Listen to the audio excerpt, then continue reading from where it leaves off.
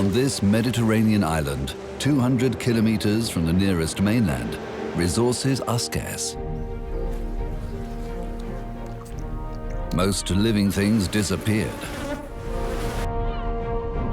But two organisms, a very uncommon plant, and a group of daring and inquisitive lizards managed to survive more successfully than the rest of the species. The plant adapted to the climate on this hostile and rugged island. It obtained food, it reproduced, and it flourished.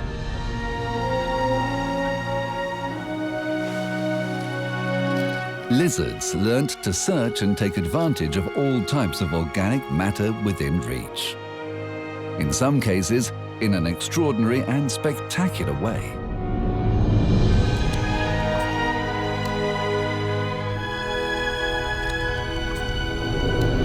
In this haven of seabirds, we discover an amazing story of survival never told before. The extraordinary evolution of a plant and a lizard isolated in the middle of the Mediterranean.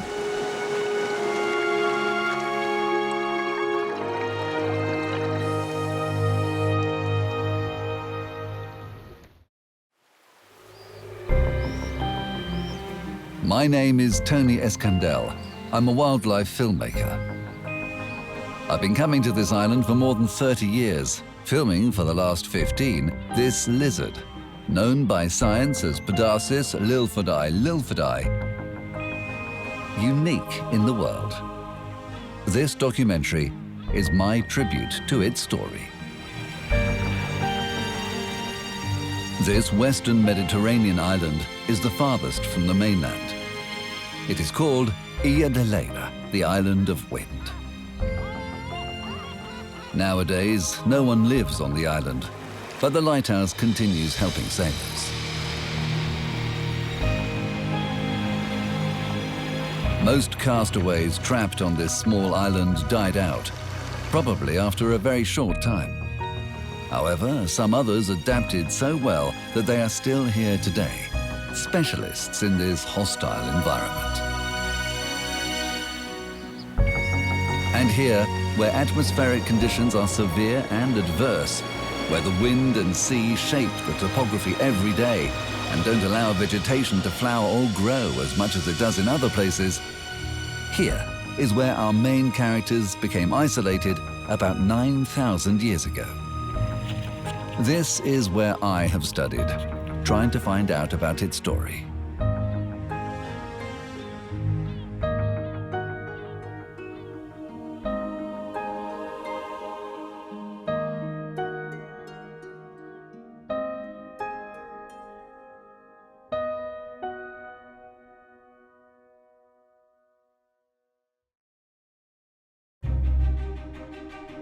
In this apparently austere area, the life of an exceptional ancient plant is played out with surprising adaptations that still today lead to surprising discoveries. It's the dead horse arum lily, a relic plant from the ancient times, which has a very peculiar form of reproduction. Locally, it is known as the pig's ear. Even from its touch, it appears to be made of animal flesh. A simple but sophisticated discovery has been made about this plant.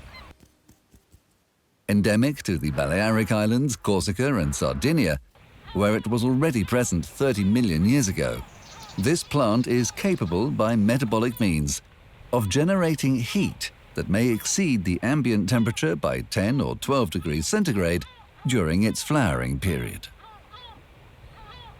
This plant shares territory with 150 other species. But it is with a non-vegetal castaway, another leading character in this story, that it maintains a special relationship. It is the Podarcis lilfordi lizard, endemic to this island, and indeed the only place in the world where it can be found.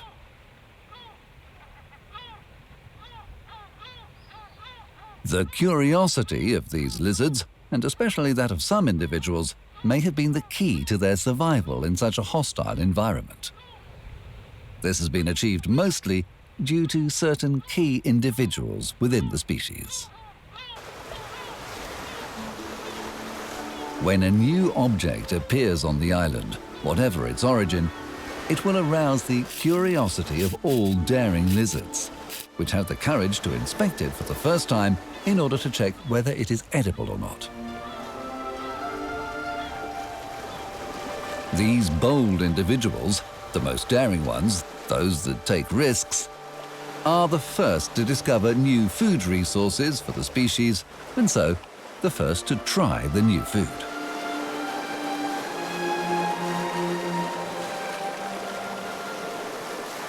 The shyer lizards will watch and follow, rapidly learning by imitation.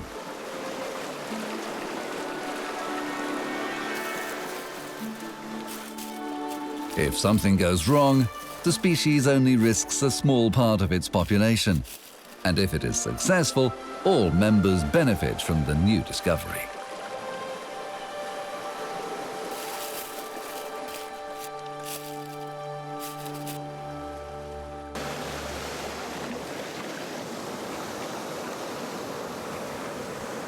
The food resources on offer in such a small and hostile ecosystem as the Ilha del Aire are barely enough for survival.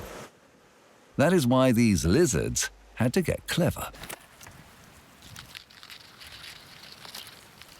They modified their previous diet, most probably insectivorous, and gradually became omnivorous lizards. Plants are one of the resources most exploited by lizards. Only 10% of the species found on the closest major Balearic islands are found on this island. The lizards learned to effectively exploit every source of food available, and in some cases they have done it in a very spectacular way.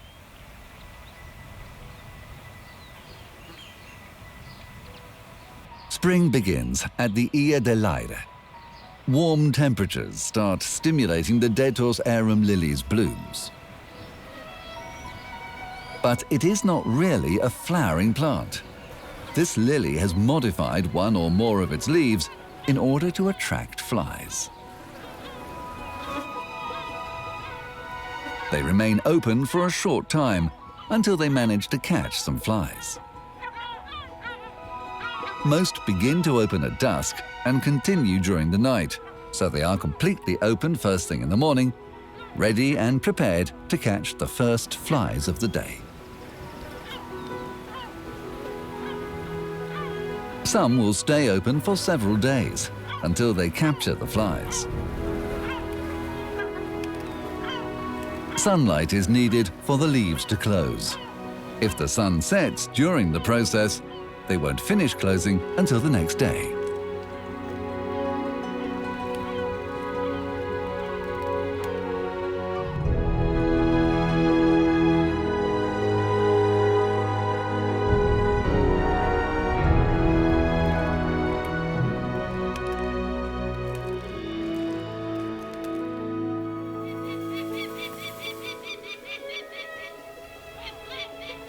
They mimic the smell of rotten meat to attract the flies.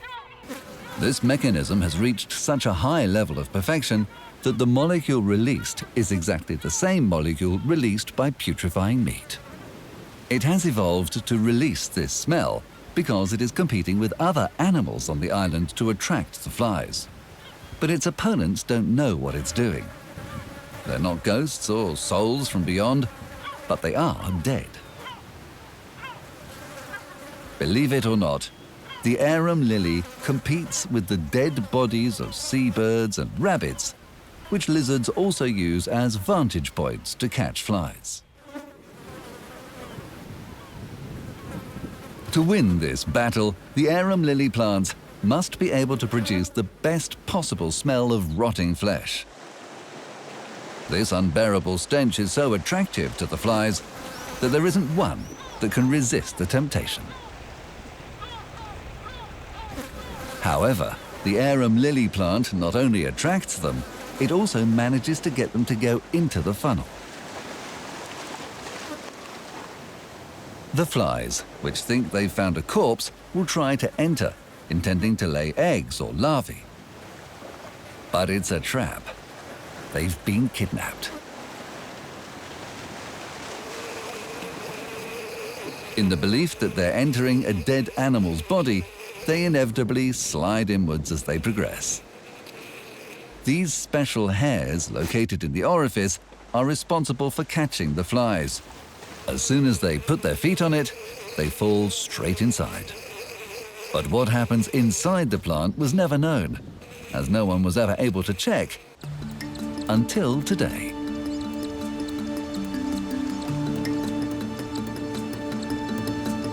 To discover what goes on inside the plant, I put an endoscopic microcamera into the funnel of the arum lily for the first time ever. This is how I managed to get inside the big belly of the lily. And then I remember thinking, who has shone a light down there? Well, the fact is that that is where the flies were, and it looked as if a huge whale had swallowed them. It was incredible. I had just discovered that a light could be seen at the end of the funnel. This light is achieved by the distribution of colors and textures on the inside walls of the funnel of this incredible plant. On the inside, we found a mostly red-purple color, while the base is completely black.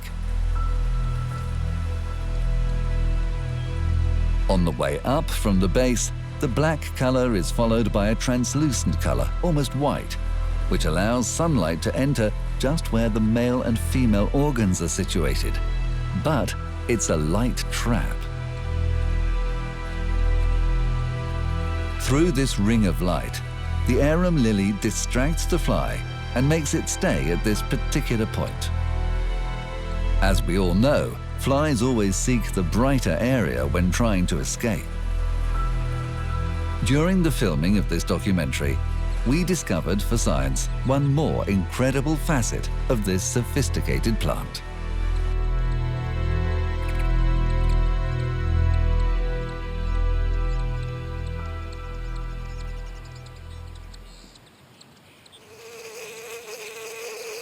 Obviously, at some stage, the flies will try to climb up with the intention of finding a way out. But the texture of the inside of the funnel is thin and slippery, just like the ones at the entrance that they've fallen through. And that explains why you can occasionally hear the buzz of flies inside trying to get out. Yet despite appearances, this plant is not carnivorous.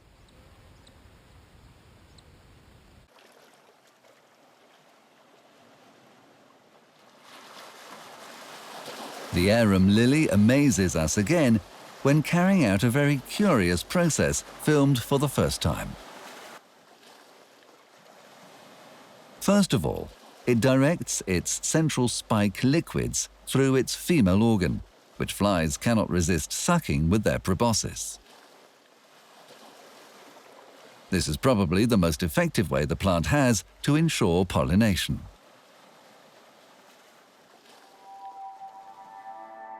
Shortly after the female organ has dispersed this liquid, and once the female parts have been fertilized, for a period of approximately 4 to 6 hours occurs what we will call the miracle, a rain of pollen.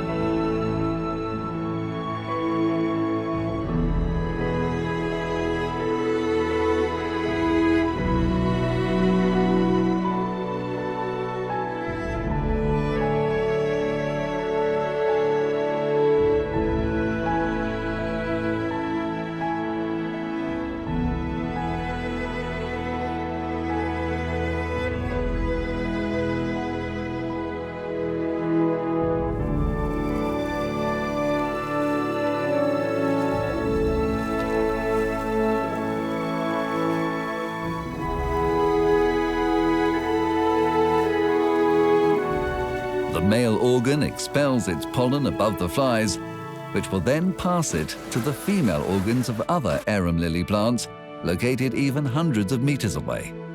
A real Casanova.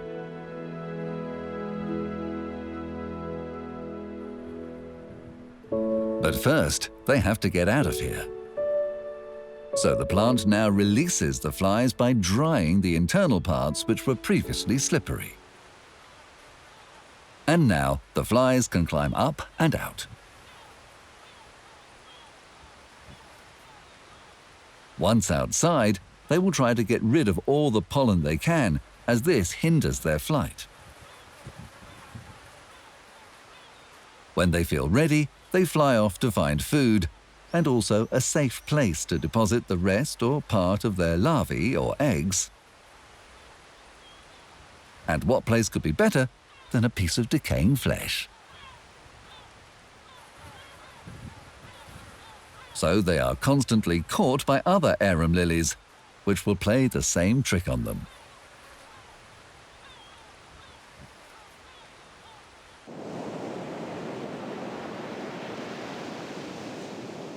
By using a thermal camera, I have also been able to see that the arum lily does not emit heat overnight as it does during the day. At night, they retain heat only within the funnel, so as not to waste energy unnecessarily. This mechanism also probably allows the arum lily to favor the release of pollen, which is usually produced at night. Or maybe it's intended to keep the flies active during the cold hours of spring darkness to ensure the pollination process. What I can say for sure is that flies spend at least some nights of their lives in the comfort of central heating.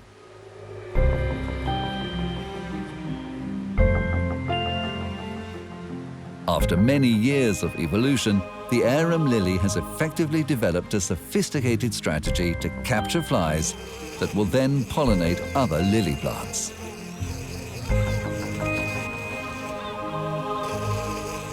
We could say that this is an intricate and effective logistics system carried out by flies acting as dispatchers, but operated by a plant.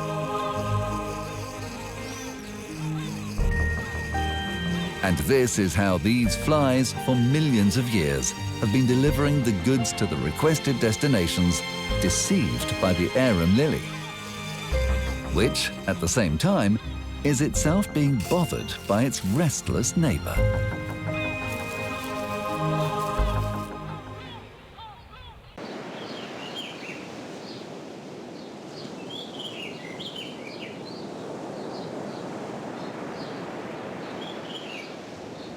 As we said, the arum lily generates heat, which is vital for the lizard's activity.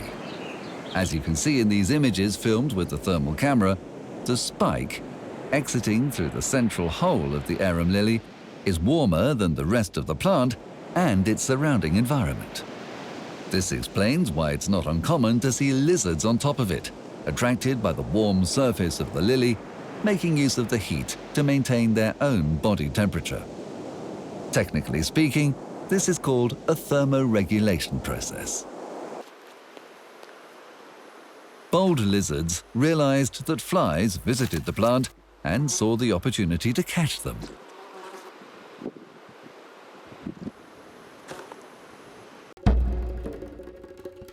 To ensure their privileged place on the lily, lizards engage in hard-fought territorial battles.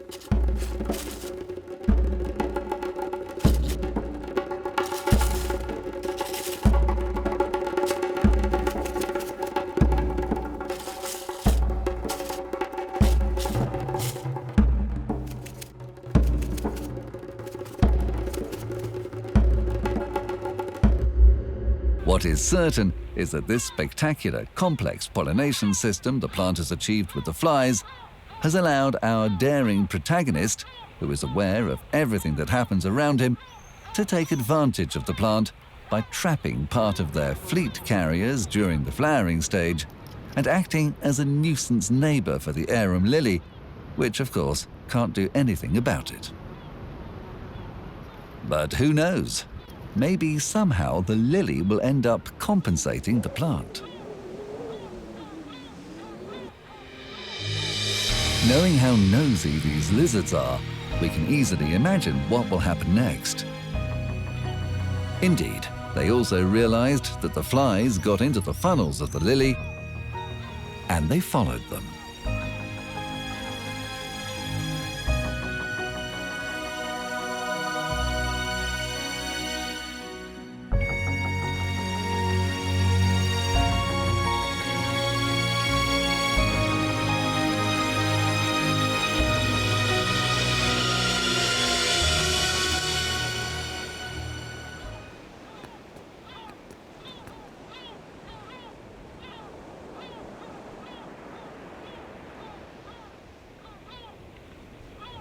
Adult males seem to have more difficulty getting into the funnels because of their size. They usually monitor and control different lilies, not allowing any other lizards to reach them.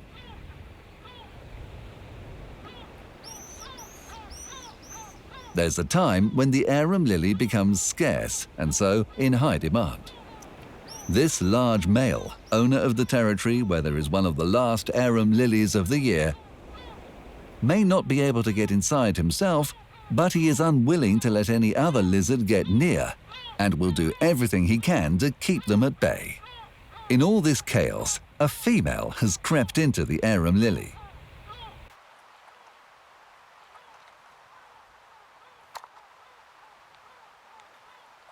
Her best policy is to eat the fly inside the funnel, so her neighbors can't steal it from her.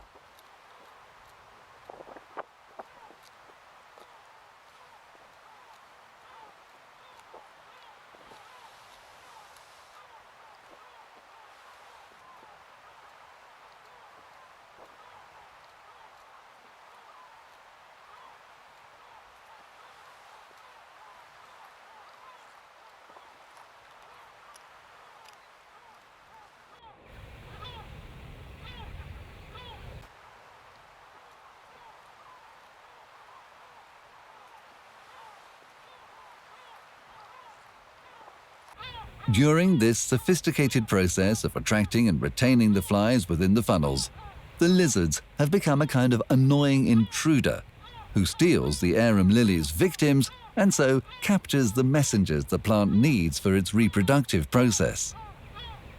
Everyone here has to get smarter in order to survive. And so these two castaways benefit from the flies that have been attracted, and the lizard takes advantage of the work that's been done by their plant neighbor. But the lizards don't always enter the funnels. Many times, before fully entering the arum lily, they pop their head into the entrance to check if there are any trapped flies by listening to the buzz that their wings make when they try to leave the funnels. If they think there's nothing there, they don't go in. And the reason for the appearance of this new island is explained by the geological history of our planet, which tells us that the sea level has risen and fallen on several occasions. The latest glaciation took place 21,000 years ago. The Mediterranean Sea was then 130 meters below the current level, and the geography of the Paleârtic Islands was very different from what we know today. With the rise in sea level, some of the landmass that had previously been joined together became isolated.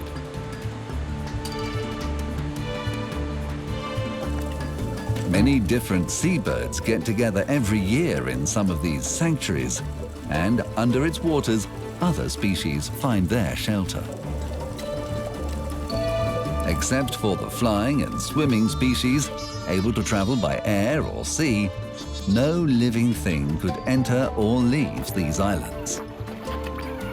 The ones who survived remained isolated and have never been able to escape.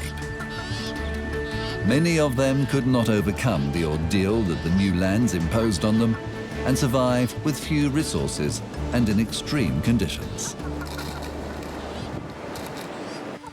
But let's continue with our black lizard. There are other food sources that do not come from plants that lizards get and consume with great skill, imagination, and efficiency. And if something is not organic, they don't eat it.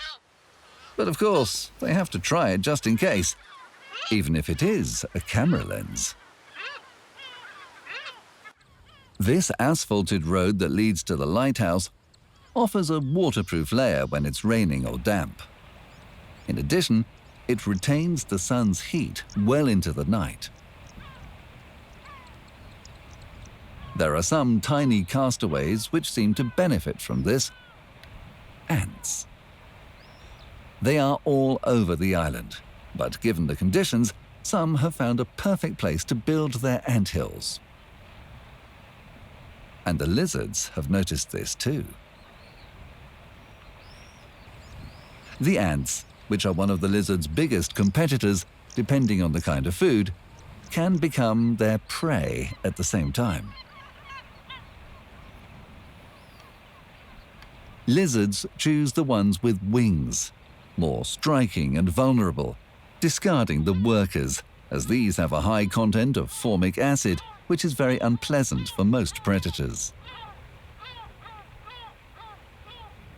This acid is practically non-existent in the flying ants, which leave the anthill to mate in the air and colonize new areas.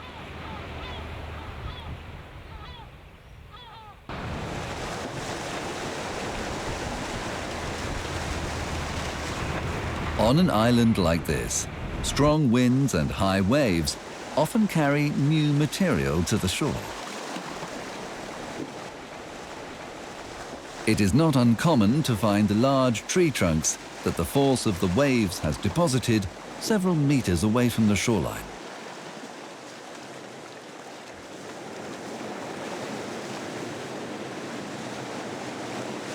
When the logs are first washed ashore, soaked in salty seawater, they are not a suitable habitat for very much. But after a while, this changes. There's a group of lizards near this trunk. They must be benefiting from something unknown to us, but we can imagine what it is: food.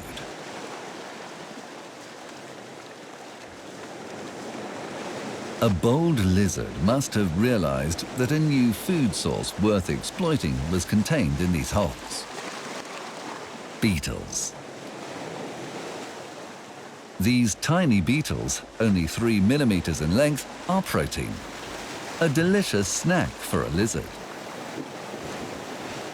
But if we film 10 minutes of activity at the trunk with a high-speed camera, we can see the remarkable movement of the lizards.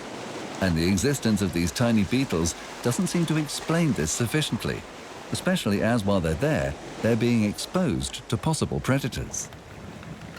So there must be something else. And indeed, it is the larvae of a species of fly that keeps emerging through the holes and which are flightless for a few minutes.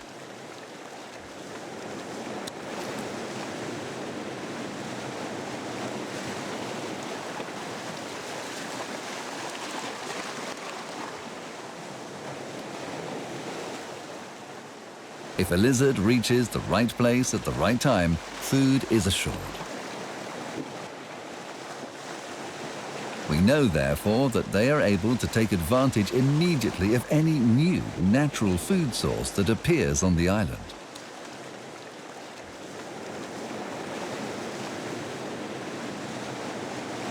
It also often happens that they don't see the fly if it isn't moving, just like other large predators on our planet.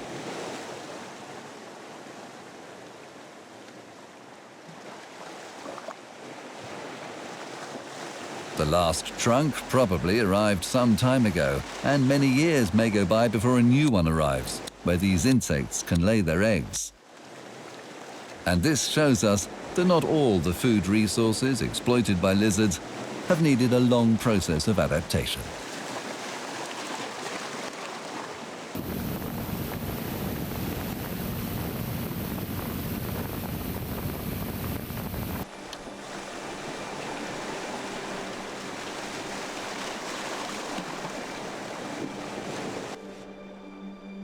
It isn't surprising to find some food resources which don't seem very appropriate for a lizard.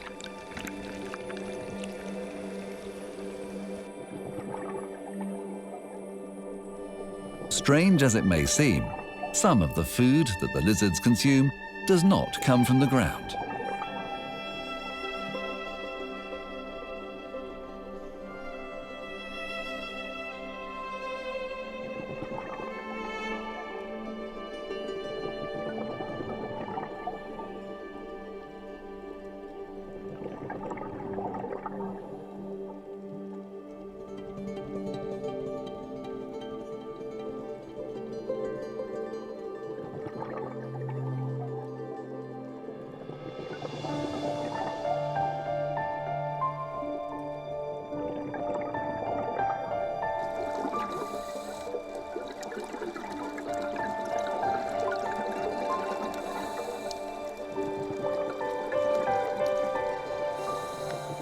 In the seabed off this island, we can find mainly Posidonia meadows, rocks and sand.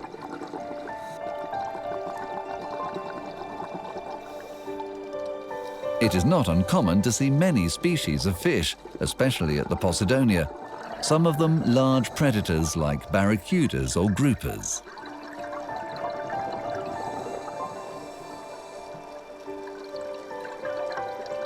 The Posidonia meadows are home to thousands of marine organisms, and it is the ideal refuge for many fish. Each square meter of meadow can generate up to 20 liters of oxygen per day. They are the real lungs for the Mediterranean. The octopus inspects the holes and cracks whilst searching for fish, crabs or other hidden crustaceans, although it sometimes seems intent on capturing other octopuses.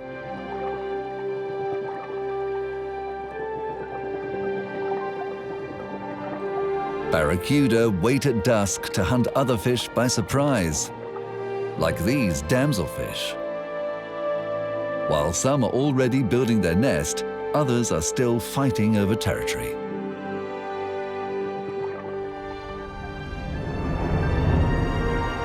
Both tasks result in high physical wear and tear, and only the strongest will manage to overcome the effort.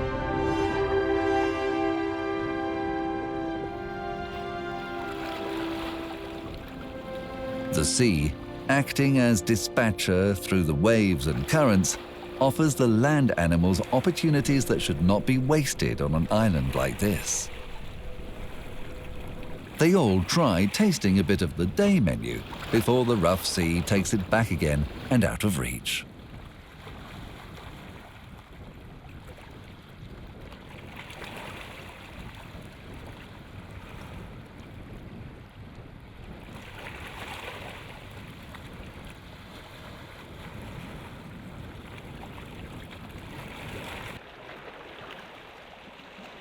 Lizards know that there could be surprises.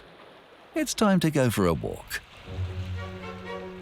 Now the bold lizards will inspect any new object on the islands that draws their attention and will take them as precious gifts from the sea.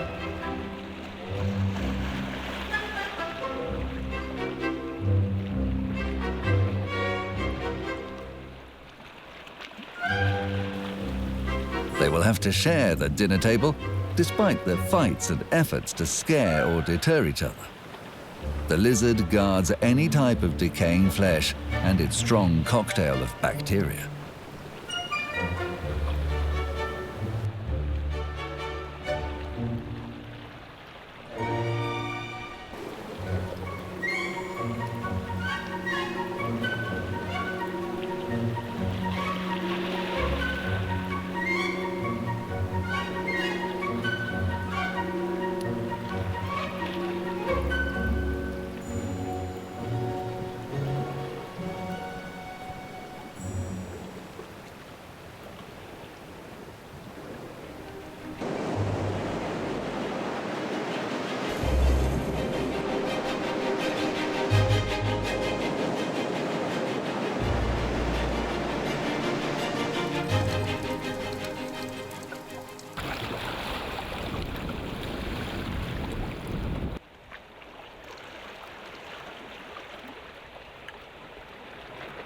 Other creatures, such as jellyfish, are pushed ashore by the waves, and as they lie dying on the rocks, they can be eaten, despite their stings.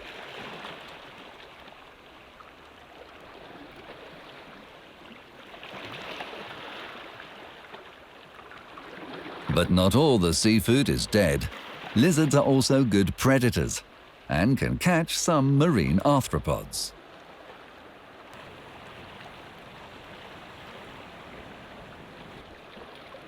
They now have to keep up their concentration and be on constant alert. They also have to be ready to run after their prey, which may move on being discovered.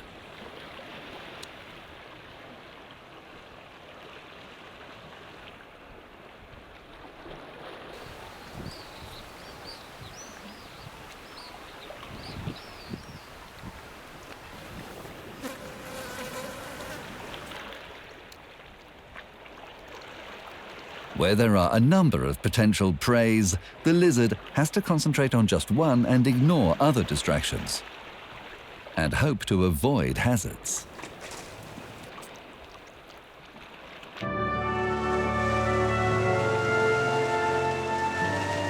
And if this perhaps unlikely source of food has come from the shore, other sources may come from much further away.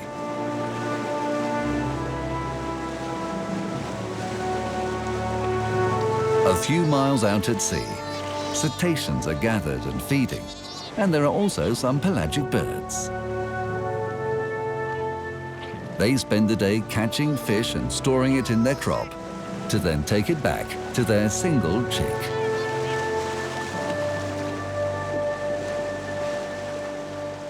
And when darkness falls, with no lizards in sight, the island finally sleeps.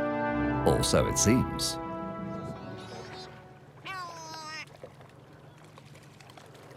When darkness seems to dominate and silence all those who live on the land, some ghostly voices from the sea and cliffs invade and take over the island. These voices echoing between the rocks and the cliffs, are they the voices of flying monsters with a woman's head, devouring sailors and pirates and guarding the islands, as described in the Odyssey by Ulysses on his voyage through these islands? No, they are not monsters. Our ghost has a beak and wings, and even has a name. They are seabirds. The Cory's shearwater.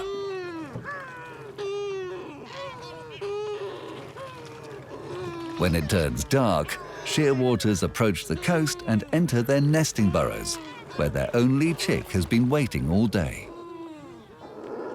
The lizards cannot always eat their leftovers because shearwaters regurgitate food as oil and partly digested fish, which the chick will then ingest directly from the parent's beak.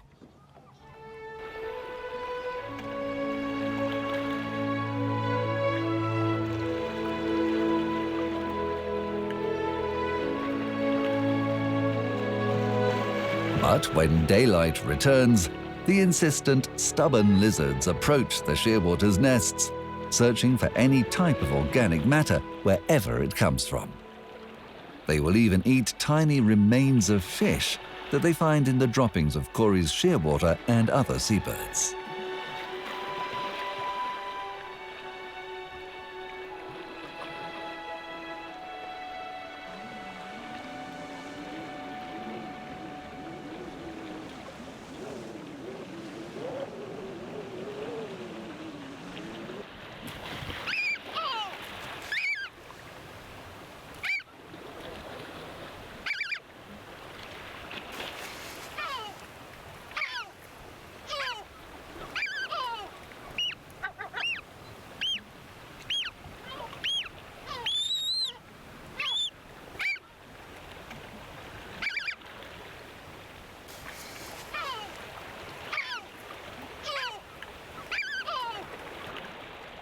This is the yellow-legged gull. The chicks are just a few hours old when they leave the nest to hide under the stones or in between the vegetation nearby to avoid being surprised by a predator, as the nest is easy to find.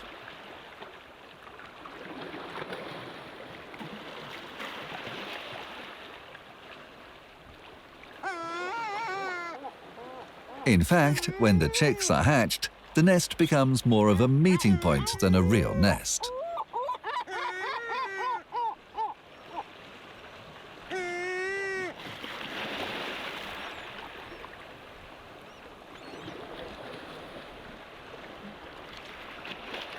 When the chicks are still small, lizards can easily steal the scraps they leave. But they need to be careful, because these gulls are also omnivorous, and depending who is at home, the lizards could get eaten themselves.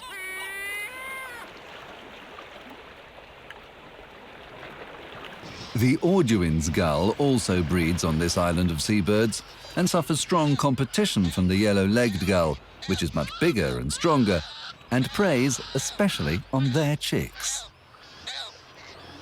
To defend themselves, Orduin's gulls have developed a strategy that has become quite effective. They build their nests very close to each other, so that when their aggressive neighbors want to enter the colony to capture their chicks, they find themselves surrounded by the entire colony, which defends en masse. This effective strategy turns the colony into an impenetrable space. So not many lizards appear around here during incubation, as there are simply too many sharp beaks around, and they know it's dangerous to enter the colony. However, there is always one lizard brave enough to risk its life before starving to death. When the chicks are hatched, their parents are often out at sea searching for fish to feed them with, so they can't spend so much time keeping an eye out for these small intruders. Although the colony is still well protected, it is less guarded. Chicks pose no danger to the lizards that come looking for food, so now visits from these reptiles become more frequent.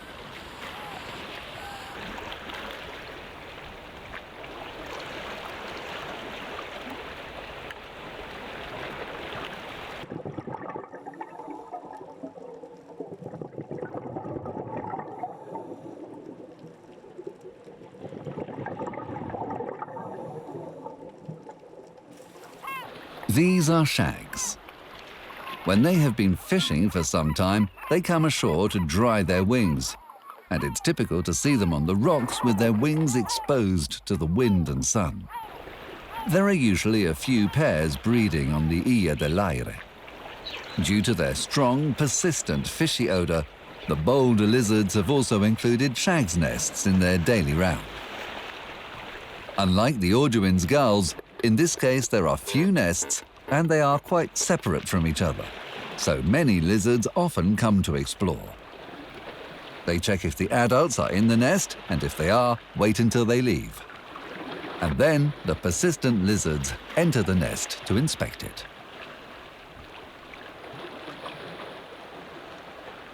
Lizards are often visited by predators such as kestrels, kites, booted eagles, and some other raptors.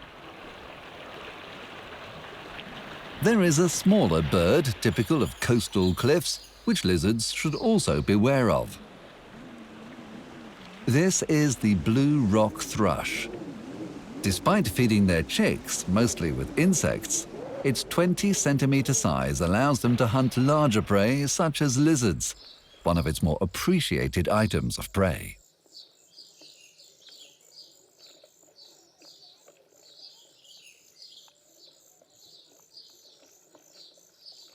Curiously, the lizards on the Ilha del Aire seem not to be affected by this type of predation.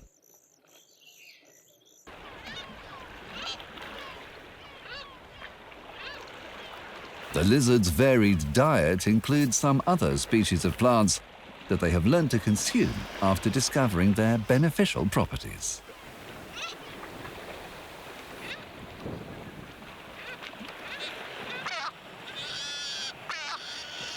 Lizards act as direct pollen dispersers for some of them. This one here, called samphire, was the first case of pollination between a reptile and plant discovered in the world.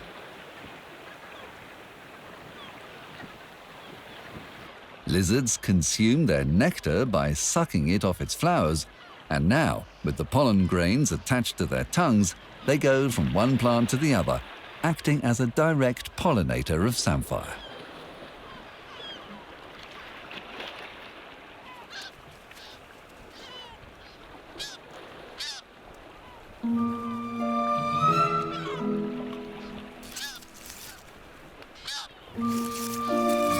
From this other plant, a species of thistle, lizards know they have to climb the complicated and dangerous road of spikes before reaching the flowers to suck their pollen. So, their movements need to be slow and careful. Take it easy. These sharp spikes hurt. If something makes you lose your balance, don't struggle and try to hold on. It's better just to fall off as often as you need to.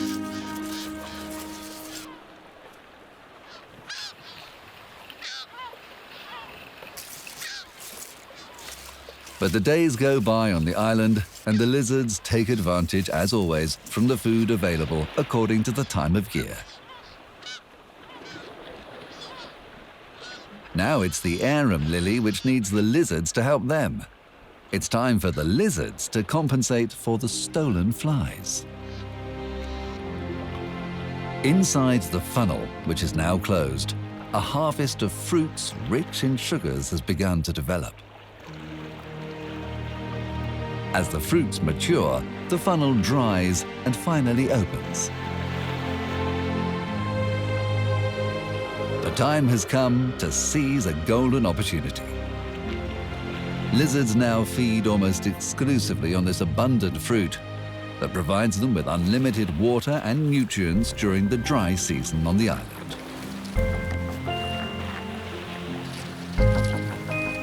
Now that the arum lily offers plenty of food, conflicts between lizards have decreased compared with when they had to spend hours on the plant to catch a fly.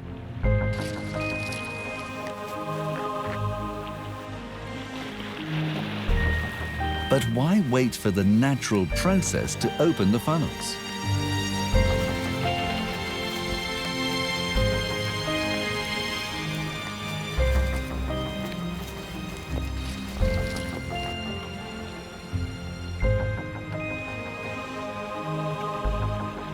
After all, the restless lizards know exactly what is hidden inside them. They try to pry the funnels open with their feet and head days before the plant does it by itself. And although this could be seen as pillaging, the lizards are probably unaware that the plant also benefits from their action.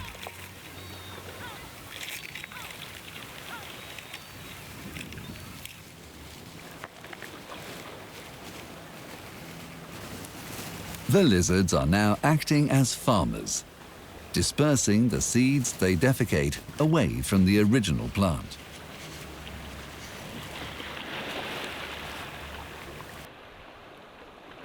Without this faithful benefactor, which eats the fruit and carries the precious seed in its digestive tract away from the mother plant, the distribution and abundance of this plant on the island would certainly be affected.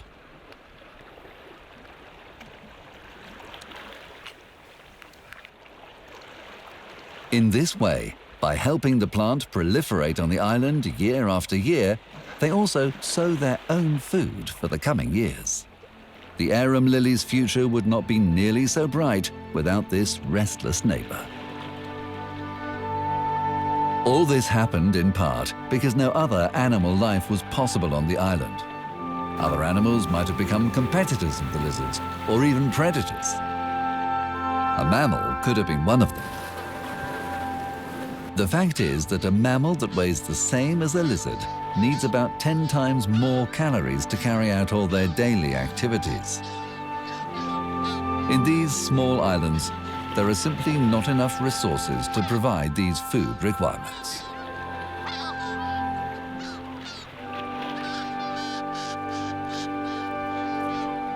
And this is how the arum lily and the lizards have survived over millions of years.